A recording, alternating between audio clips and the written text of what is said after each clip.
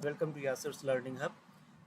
एक common issue beginners जो face करते हैं, आज हम उसे डिस्कस करने जा रहे हैं। तो जब आप टर्बो सी की आईडी ओपन करते हैं तो बाय डिफ़ॉल्ट यहाँ पे जो एक्सटेंशन आ रहा होता है वो .cpp होता है। और बिगनर्स जब कोई प्रोग्राम बनाते हैं और उसे कंपाइल करते हैं तो इस तरह का एरर मैसेजेस आ जाते हैं, function should have a prototype. तो ये एरर इसलिए आ रहा है कि जो प्रोग्राम की डिफ़ॉल्ट एक्सटेंशन है वो .cpp, और जब एक्सटेंशन .cpp हो तो हमारे लिए कुछ हेडर फाइल्स को इंक्लूड करना लाजमी है। तो दो हेडर फाइल्स हमें इंक्लूड करना होती है और वो दोनों मैं यहाँ बता रहा हूँ आपको। एक है हमारे पास #include stdio.h और सेकंड वन है #include conio.h। इन हेडर फाइल्स में जो हम फंक्शंस यूज़ कर रहे हैं लाइब्रेरी, उनके प्रोटोटाइप्स मौजूद होते हैं। तो ये जब आप हेडर फाइल्स इंक्लूड कर देते हैं और कंपाइल करते हैं प्रोग्राम, तो ये देखिए बिल्कुल सही प्रोग्राम वर्क कर रहा है, ठीक है ना।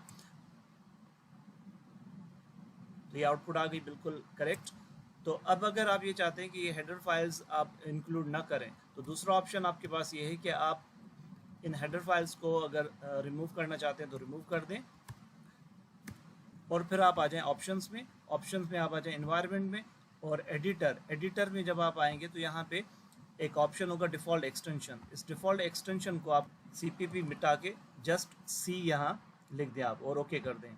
अब यहाँ पे देखें अभी भी .cpp है, तो हम क्या करेंगे, जैसे ही न्यू फाइल ओपन करेंगे तो बाय डिफ़ॉल्ट एक्सटेंशन क्या होगी .c।